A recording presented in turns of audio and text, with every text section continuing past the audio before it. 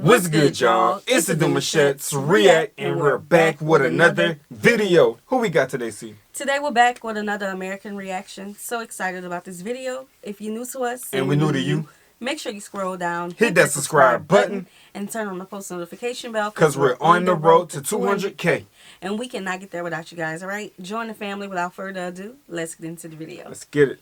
Isn't it, when talking about gun and gang violence in Sweden, is that it's still far below American levels. If you're watching this from a typical US big city, just know that you are way more likely to get shot dead within a few miles of home than you are visiting Stockholm or Gothenburg. That's crazy. Said, by European standards, Sweden's firearm that was the first thing you threw out. Yeah, see, like, yo, better than y'all. He said, we're going to talk about Sweden today, but let me just go ahead and put America on the top of the list to let them know this is the most dangerous spot where you can get shot at, whatever. That's crazy work, sir. Okay. A little shady. A little shady. It's okay. It is crazy high. Across 2022, this Nordic country of 10.4 million recorded 391 shootings, resulting in over 60 deaths. Per capita, that ranks Sweden as the joint worst EU nation for firearms murders, alongside Croatia. But it's only when you start to compare Sweden and its cities to peer nations that it becomes clear just how bad things really are.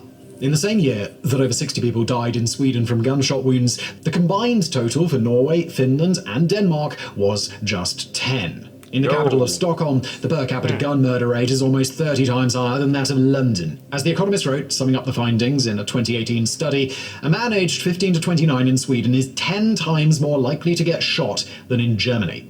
Again, if you're watching this while sat in a large US city or in certain nations in Latin America, you might now be thinking along the lines of 60 gun murders in 1 year.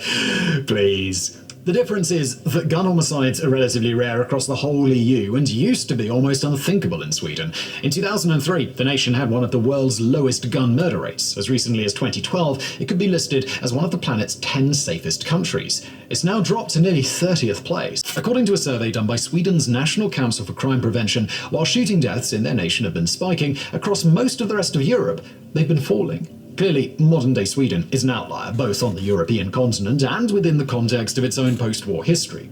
The obvious question, then, is why? Why does Sweden in 2023 feel like a real-life Scandinavian remake of Escape from New York? One answer is that it's a nation currently awash with guns. Thanks to 3,218 kilometers of coastline that's utterly empty and unguarded for vast stretches, smuggling weapons into Sweden is easy. According to police estimates, Stockholm alone contains over 3,000 illegal guns. As Vice News notes, that's around 3 times the number thought to be in London, a city with around 10 times the population. The majority of these guns come from the Balkans, where weapons left over from the 1990s conflicts are still readily available. Although they're being brought to Sweden for use by criminals from former Yugoslavia, at least not exclusively. Rather, these imported guns are being sold to a dizzying array of gangs. The exact number of gang members in Sweden is hard to determine, and estimates vary wildly. Police Chief Anders Thornberg has publicly estimated about 13,000, while the government... That's how they thugs look? The gangs, they're like, y'all got do the ski mask thing? No comment. I was just curious. Okay. You're so crazy. Has claimed it's more in the region of 30,000. One reason it's hard to be sure is that many of the gangs are so small, even their members probably wouldn't consider themselves part of an organised crime group. Speaking of ICE, crime reporter Kim Malmgren explained, most of them wouldn't recognise themselves as an organisation, but more as a group of friends who grew up together. But while it's hard to classify the exact... That's tough work. You calling them boys and girls gangs because they group together and they enjoy each other's company. Whoa. But it also goes down to what are they doing? That's the only thing that I can think about. What are they doing that would put them in the... Okay, gun violence, but why are we needing so many guns in Sweden? So we all know that there's two sides to a story, right? Definitely. There's a good side and a bad side. Being Americans, right? We know a lot of our gang violence, the creation of gangs comes from a lack somewhere.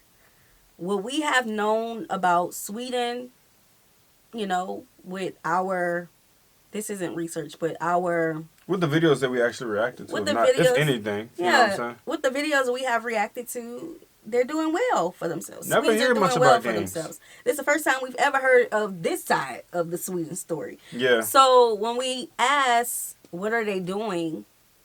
What are they doing? Like, what's the point of the game?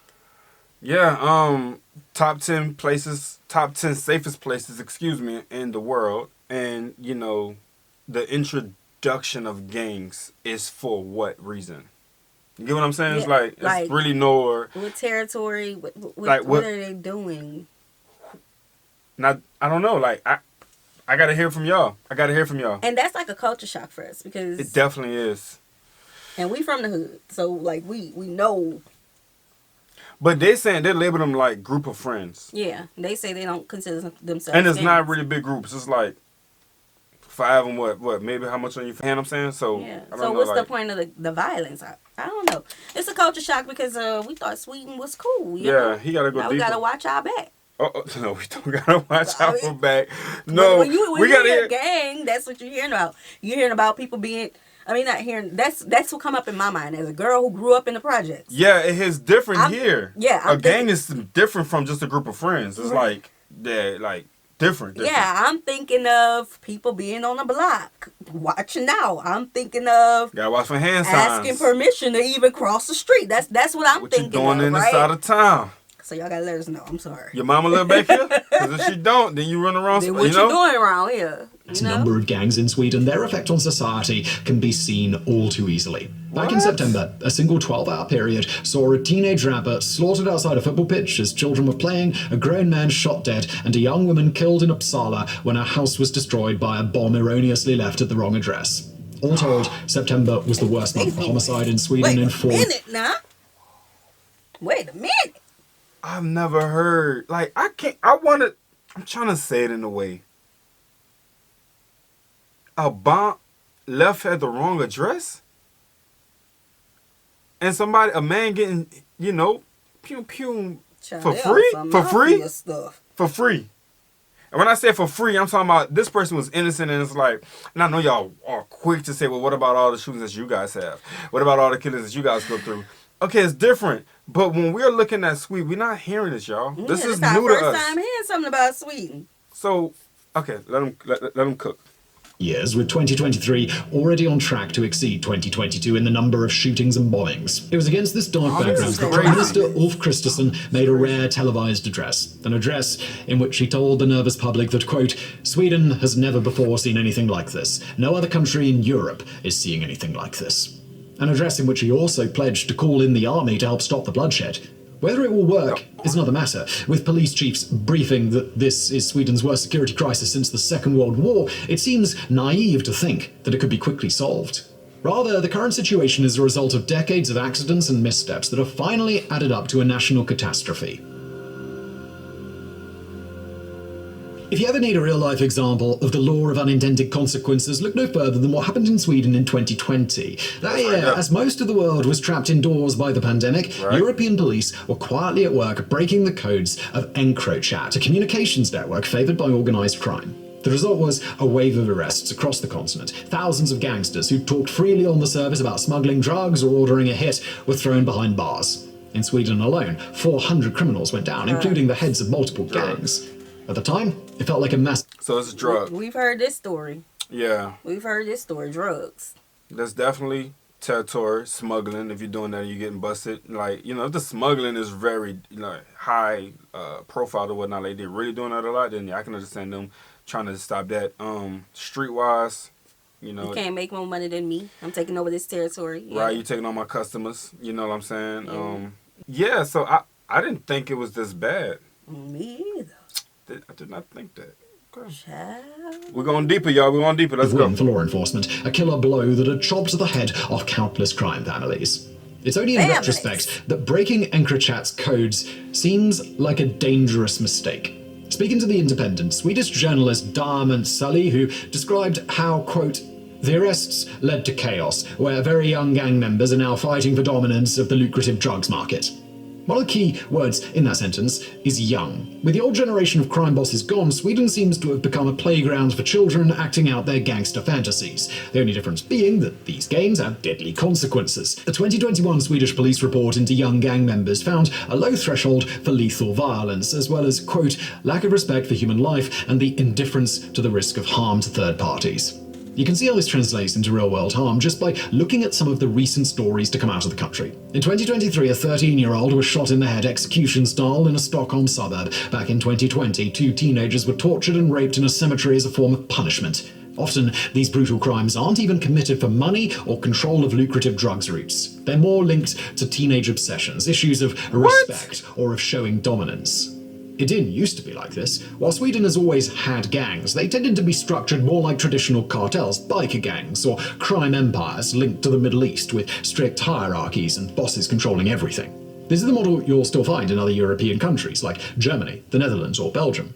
To be clear, it's not a model that we want to romanticize. Belgium is going through its own crisis of gang violence linked to transnational cocaine cartels, and anyone who thinks such cartels can't be brutal has, well, obviously never watched Narcos. In the Swedish context, though, the old bosses at least tried to avoid civilian casualties, knowing that it would harm business. The young new upstarts, by contrast, have developed a habit of trying to kill family members of anyone they have beef with. This has led to multiple innocent people being shot or blown up in cases of mistaken identity, a cycle of violence fueled by having so many small gangs competing for finite resources. Police in Stockholm alone have counted 52 such organisations. Police chief and head of intelligence for the Greater Stockholm area, Jael Polgerivius, has even gone on record saying the current crisis is more like low-intensity warfare than a crime problem, a perception undoubtedly fueled by the authorities' failings. The Economist reports that only around 20% of Sweden's gang-related murders are ever solved, nor are the police often able to react in real time. Back in 2020, Gothenburg was paralysed by a gang war so intense it saw rival organisations setting up roadblocks and ambushes to capture their enemies. Although the police... Nah, I think the officers do have something to worry about, though. Cause we talking about bombs, bro. They be talking about bombs. Like, ain't no way. Ain't no way y'all just out there, like, just... That's some different type of work for you right there. Listen, I don't care how often we hear about similar things in the news. When you hear those details, you're always going to have a reaction. It don't matter if you're a U.S. citizen or a Sweden citizen. Yeah. Like, hearing that these are lives. Yeah. Intervened to dismantle the roadblocks. They didn't arrest anyone. The violence only ended when the gangs themselves agreed a truce. Wait, what? If that sounds unbelievable. Pause. Organizations setting up roadblocks and ambushes to capture their enemies. Although the police intervened to dismantle the roadblocks, they didn't arrest anyone. The violence only ended when the gangs themselves agreed a truce. What? Hold up. Is it against the law to... Why didn't arrest nobody? Let's check it out one more time. Or rival organizations setting up roadblocks and ambushes to capture their enemies. Although the police intervened to dismantle the roadblocks, they didn't arrest anyone. The violence only ended when the gangs themselves agreed to truce. Okay, the gangs themselves came to truce. So the officers was there just to make sure they didn't do nothing crazy. They couldn't block the road. The road? That's what he said. I ain't say it. He said it could get... Oh, bruh. No way. If that sounds unbelievable, rest assured that you've not heard the half of it. It's time for a quick dive into one of the major causes driving Sweden's gang wars, the legal roadblock stopping the government from doing anything about it. Yeah, that's what I want to know. As we just mentioned, one of the unique features of Sweden's gang problem is that many of those carrying out shootings and bombings are extremely young. Like, not even in the sense of 18-year-olds with little life experience. We mean kids between the ages of 13 and 15. Speaking to the Telegraph, Swedish police acknowledge... Isn't Sweden one of the places with the, like, really strict child laws? Yeah. That's Sweden, if I'm not mistaken, yeah. And I know exactly what law you're talking about. So how are the children this young doing the road blocking it? The child law is for the children. So they can be more in agreement with how they feel, how they want to say things, and how they want to act. It's the parents that can't push too much. Oh. You don't remember? Like, because it was a sensitive topic because of the CPS was involved and everything whenever a parent would act a certain way towards a child because they want him or her to calm down. So the law was in act for the children, if I'm not mistaken. Oh. Yeah, the children are young, bro. Like that's some babies for real. Where they get money existence to of around 12. Things it's not the money, it's the next level up to them most likely. It's handed down. It's hand-me-downs. 1,200 child soldiers. Nah, one thing that I would be concerned about is the kids. I'm not worrying about someone else who got it like, you know what I'm saying, they just off their rocker. But when you have a bunch of children like that, I'm over here like, what? Bro, y'all ever stumped your foot next to her and Pauline and got rowdy? Come on, man. Jeez. So-called child soldiers. The children are also said to make up the majority of those arrested for gangland offences. And this is where things start to get really problematic. In Sweden, the age of criminal responsibility is 15. Anyone who commits a crime below that age cannot be sentenced to any punishment. This contrasts with nations like England, which set the criminal responsibility age at 10. But Sweden goes even further. A recent law decreed that those under 18 should only be arrested as a last resort, while those under 21 should only be imprisoned in exceptional circumstances. The goal of these legal changes, carried out last decade, was to improve the rights of offenders and make it easier to rehabilitate young criminals. As an idea, it's definitely laudable, an attempt to remove the lifelong stigma that petty teenage crimes can carry in places like America or the UK. Sadly, that attempt at enlightened policy has now hamstrung the police dealing with vicious teenage gangs, and those remaining gangs still run by older men have been incentivized to recruit kids. As appalling as that last sentence was, there's a cold logic behind it. Consider the case of a 16-year-old hitman who walked into a Stockholm gym last year intending to kill a much older gang member only to shoot dead an innocent bystander. Under Sweden's lenient system, the teenage murderer was sentenced to less than 3 years in a youth care home. Even other Scandinavian countries disagree with this approach. When Swedish gang members, all under the age of 18, crossed into Denmark to carry out a hit, the Danish authorities locked them up for 20 years. As centre-right MP Johan Forsell pointed out to The Economist, if they'd committed the same murder in Sweden, the maximum penalty would have been 4 years in a social institution. For gangs, there are other advantages to using children. Homemade bombs inside thermos flasks look less suspicious when carried by a kid. Such kids are also easier to manipulate. Really, though, it's the justice system's inability to convict young offenders that's driving the trend. As former Chief Prosecutor Lise Tam complained to The Telegraph, "We protect the integrity of criminals and ignore the victims." A statement that's hard to argue with when you realise that until very recently, Swedish police weren't even allowed to tap criminals' phones.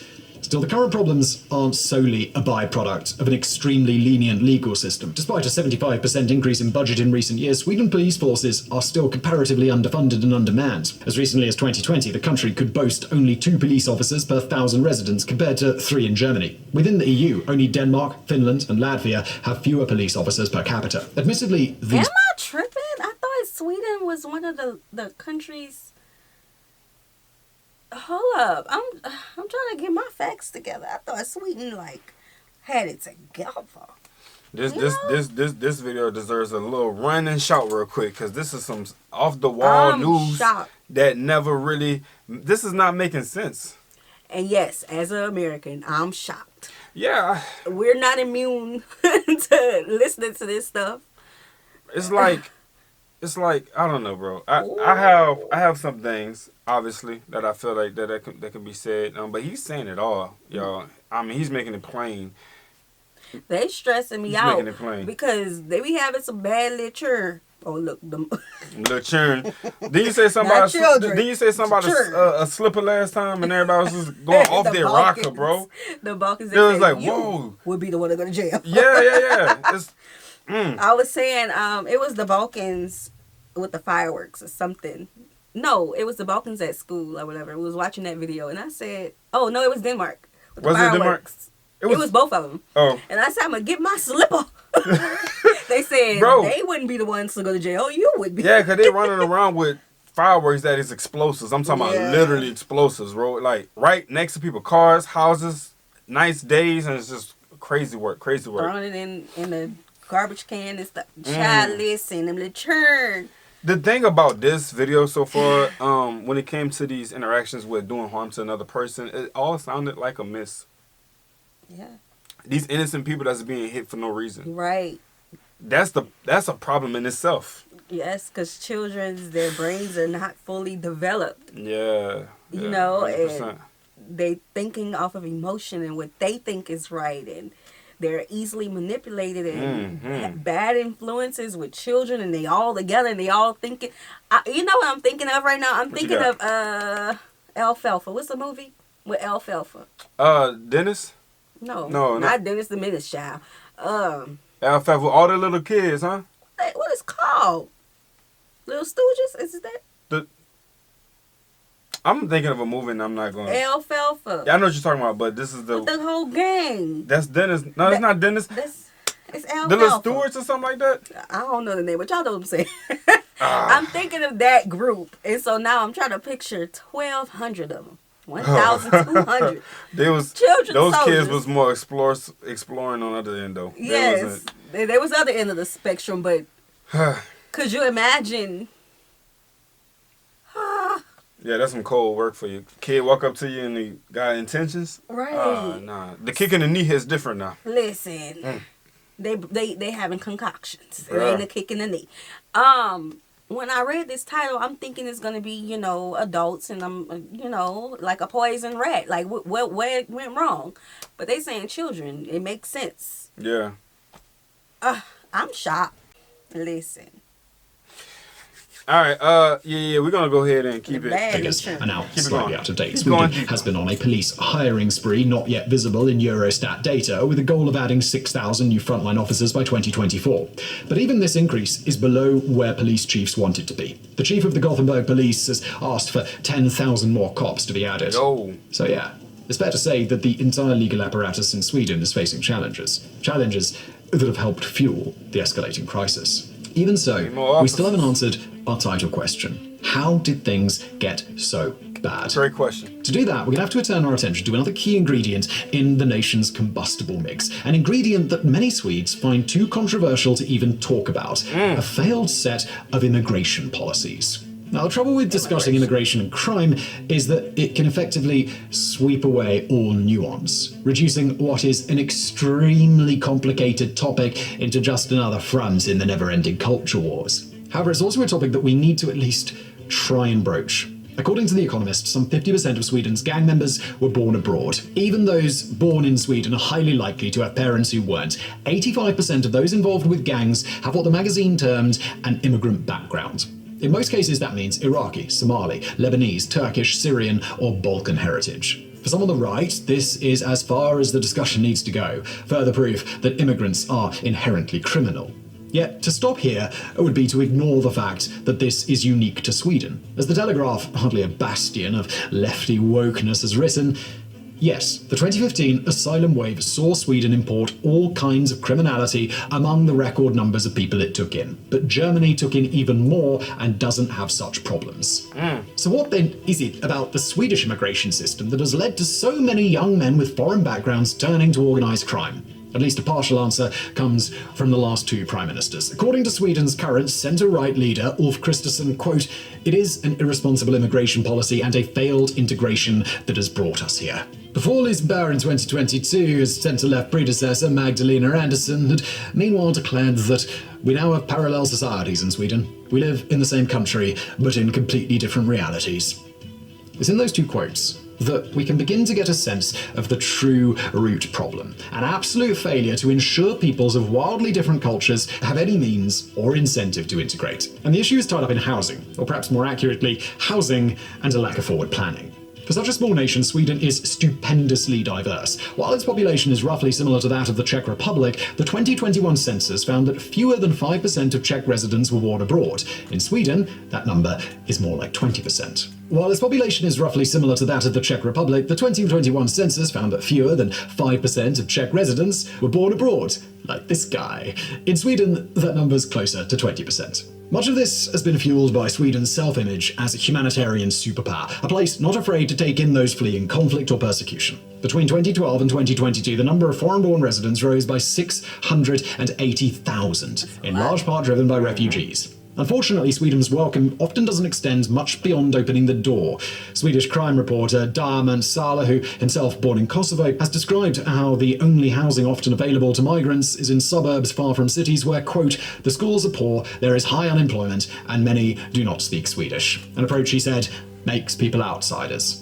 A typical example of this might be Husby outside Stockholm. There, 80% of the population have immigrant backgrounds, mostly Iraqi, Somali, Syrian and Turkish. So deprived is Husby that the government classes it as one of 22 extremely vulnerable areas. But as Salihu has said, poverty isn't the only problem or even the main one. Rather, it's a combination of factors that leave residents untethered from wider society. Harsh labour laws, for example, mean it can be near impossible for newcomers to find legal work. That's created a gap in unemployment rates between natives and non-natives that's the worst in the developed world. Nearly 15% of immigrants in Sweden are out of work, compared to 4% of the local-born population. Teenagers too have limited options. Underfunded and underperforming schools mean boys often give up on education. Local youth centres have been often taken over by gangs. Bored and lacking direction, teens can wind up joining for the sense of respect and community. None of this is to excuse the violence committed by these young men. The majority of people with immigrant backgrounds in Sweden do not join gangs. They do not murder people, despite suffering the same lack of opportunities. To not acknowledge this would do law-abiding newcomers a disservice.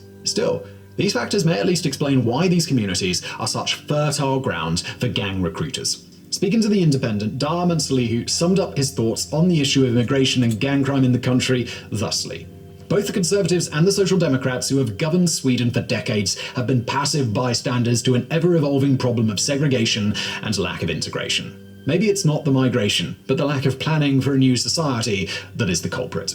Whatever the truth, that a problem exists today is undoubtable. The only question is, can anybody solve it?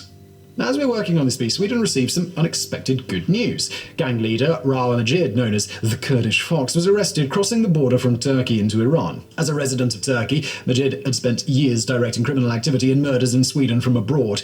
To say his arrest is a relief is probably something of an understatement. A war between Majid's Foxtrot gang and another has helped fuel 2023's surge in violence. Nonetheless, it's hard to believe, given everything we've outlined in this video, that the arrest of one gang boss will bring Sweden back to stability.